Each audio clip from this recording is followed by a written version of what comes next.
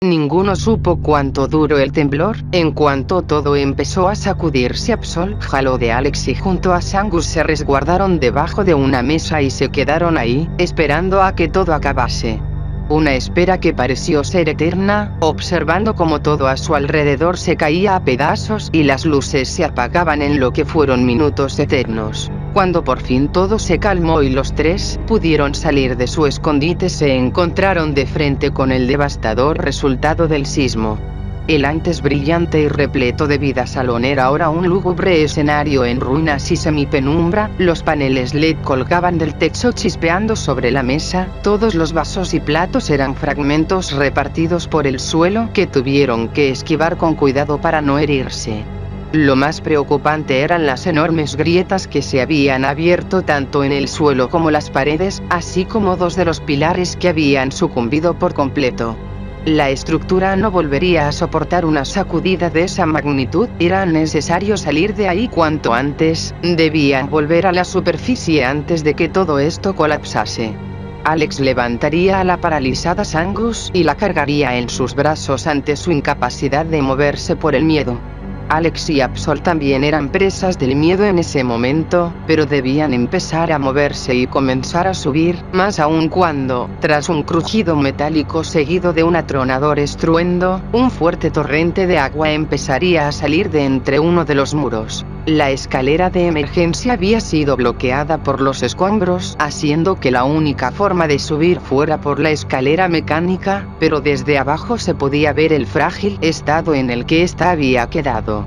La posibilidad de que se viniese abajo mientras intentaban subir era alta, pero era su única opción. Absol fue primero para comprobar la firmeza de los escalones, y detrás lo siguió Alex con Sangus en los brazos un par de pasos más atrás. Con cada pisada el crujir del metal los ponía cada vez más nerviosos, pero después de lo que parecieron ser infinitos escalones, lograron llegar hasta el segundo piso. Con eso ya solo quedaba un piso antes de volver a la superficie. El problema fue que esta vez la escalera no fue capaz de soportar la fuerza del sismo, y esta yacía en el suelo dejándolos atrapados a más de 3 metros del siguiente piso. Mientras barajaban sus posibilidades, el sonido del caer seguido de un quejido los alertaría. Se escuchaba relativamente cerca, por lo que fueron en la búsqueda de su origen, esquivando escombros en la oscuridad hasta que el lejano sonido de voces se haría presente. Continuaron avanzando por el pasillo medio de ruido, alejándose lo más posible del borde sin barandilla hasta que las voces ya se oían a pocos metros pero sin ser visibles todavía. Alex entonces llamaría con voz medio tímida y temerosa. En respuesta a las de luz blanquecina de una linterna, se asomaría por una esquina seguido de un guardia de seguridad y un obrero. La sensación de alivio al ver a alguien más fue inmediata, y más aún cuando el guardia los guió hacia un grupo más numeroso de personas, de quizá 12 o 15 y algunos Pokémon. Seguían atrapados, pero al menos ya no estaban solos. Entre los trabajadores y los invitados se encontraron de nuevo con Sarah. Sangus se alegraría al verla cambiando su ánimo a como era hace solo unas horas. Qué bueno ver que estén bien. Me preocupé cuando supe que te quedaste atrás, y más aún cuando tus Pokémon se separaron del grupo. Ambos vinieron hacia mí antes de que empezara a temblar. Supongo que lo que dijiste antes no era solo superstición. ¿Han encontrado alguna forma de subir? No hemos logrado nada. La escalera mecánica está caída, la de emergencia está bloqueada y cuando intentamos mover los escombros cayeron más encima. Un par de sujetos intentó subir por el ducto del elevador, pero no los hemos vuelto a ver. Todo eran malas noticias, sin salida aparente, sin electricidad ni señal telefónica como para intentar llamar a emergencias. Entonces no han podido hallar un modo de salir. Un obrero que estaba cerca se acercaría a ellos al escucharlos hablar sobre la forma de llegar al siguiente piso. No exactamente. Los ductos de ventilación recorren varios pisos hacia arriba. Si siguen intactos podrían usarse para subir. El problema es que son demasiado estrechos para nosotros. Además, hay algunos ancianos que no podemos llevar por ahí. Ellos no podían pasar por ahí, pero alguien lo suficientemente pequeño sí podría, pequeño como un Pokémon. Sangus no se mostró precisamente ansiosa cuando se sugirió que fuese ella quien se introduzca en los ductos de ventilación, ni ella ni Alex, pero era su única opción, no había otra. Aún con dudas al respecto, la pequeña Sangus accedió a intentar llegar al piso superior. El obrero los llevó hasta una rendija en un muro que daba hacia los ductos de ventilación y la desatascó de un tirón para que el Pokémon pudiese ingresar. Adicionalmente, una señora algo mayor ofreció que su Delcatty acompañara a Sangus, de esa forma no estaría sola y tendría a alguien si necesitaba ayuda. El Delcatty entró primero y Sangus fue detrás. Hay una escalera de cuerda en la sala de personal masculino, vayan por ella y busquen un lugar donde sujetarla para poder subir. El conducto era estrecho hasta para ellos, pero si bien les costaba, podían avanzar sin grandes problemas. El mayor desafío para Sangus era tratar de mantenerse calmada mientras se arrastraba por el claustrofóbico espacio. Todo parecía marchar bien hasta que una réplica de solo un segundo sacudiría el ducto haciendo que la Pokémon acabase por ceder al miedo quedándose paralizada. No se sentía capaz de continuar, sin embargo el Delcatty vería que se había quedado atrás y regresaría hasta ella, jalándola de una oreja para instarla a seguir hasta que lograron hallar una salida que los llevó al piso superior. Ambas fueron en busca de la sala de personal. Por suerte, Sangus conocía la ubicación al acompañar a Alex cuando llegaron varias horas antes. El sonido de agua corriendo se oía cada vez más fuerte conforme se acercaban, al punto que ni siquiera podían oírse entre ellas. Al llegar a la sala se encontraron con que salía agua por debajo de la puerta, y al intentar abrirla esta simplemente cayó al suelo salpicándoles.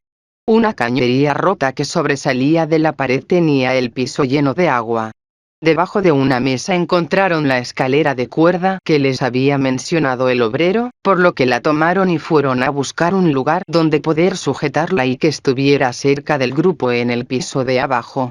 Tras rebuscar un poco hallaron algunas varillas de metal sobresaliendo del suelo donde se supone que debía haber un pilar. Ese lugar parecía adecuado para sujetar la escalera, pues justo debajo estaban Alex, Sarah y los demás. En cuanto la escalera ya estaba lista, un segundo sismo comenzó. Todos se agacharon y se protegieron la cabeza mientras pequeños fragmentos de concreto y yeso caían del techo hasta que un enorme segmento del piso superior colapsó cayendo al vacío. El derrumbe provocó que un torrente de agua gigante como una cascada cayese junto a los escombros y el nivel del agua por debajo empezó a subir. Deprisa el grupo empezó a subir. Primero fue la señora del Delcatty, quien se alegró de volver a ver su Pokémon al llegar arriba.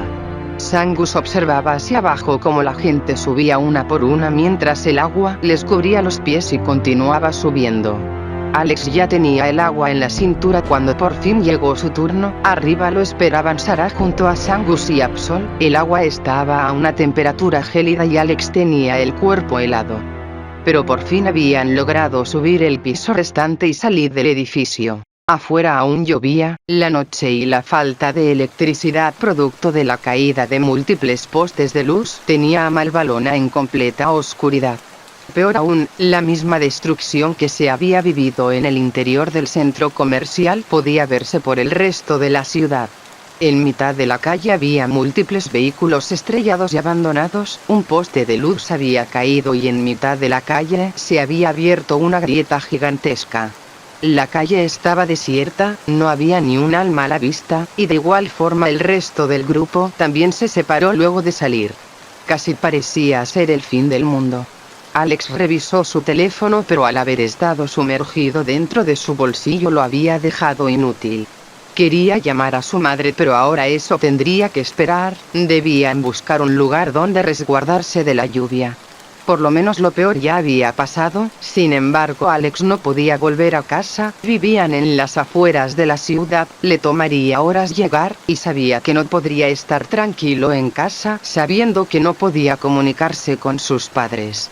Sara, por su parte, vivía a algunas calles de ahí, pero el departamento donde se alojaba estaba ubicado en un 5.º piso, y ni loca iría hasta allá si los temblores continuaban. El centro comercial no era opción para un refugio, debían buscar alguna edificación estructuralmente más estable, pero después de todo lo ocurrido, cualquier edificio les generaba el demasiado temor como para arriesgarse a entrar. Mientras caminaban bajo la lluvia, Sara creyó notar algo moviendo en la copa de un árbol caído a un lado de la calle, por lo que, guiada por la curiosidad, fue a investigar mientras Alex y los Pokémon la seguían de cerca. Al principio mantuvo un poco la distancia, pero para descubrir qué se ocultaba comenzó a remover con cuidado las ramas hasta quedar frente a frente con un Pokémon muy inusual, de pequeño tamaño casi como Samus, de un pelaje grisáceo y rojizo enmarañado, y con una mirada que oscilaba entre lo desafiante y lo atemorizado. ¿Un Zorua? ¿Qué hace aquí? No hay Zoruas en Joven. Debe ser de alguien, seguramente se separó de su entrenador y corrió al árbol para resguardarse. La conversación fue interrumpida por un trueno y la lluvia que volvía a intensificarse. Luego habrá tiempo para pensar en eso, tenemos que refugiarnos. Sara trató de hacer salir al pequeño Pokémon llamándolo suavemente, quedándose en su lugar y sin intentar acercarse para no ahuyentarlo. Zorua, por su parte, se mostraba comprensiblemente tímido y asustado, dudoso de salir de su escondite para ir con el grupo de extraños que acababa de aparecer, pero un segundo trueno lo convenció de salir y correr hacia los brazos extendidos de Sara. Por suerte, un par de calles más abajo encontraron una tienda de conveniencia, era el único lugar que parecía no tener las puertas bloqueadas, y si podían encontrar a alguien que los ayudase mejor todavía.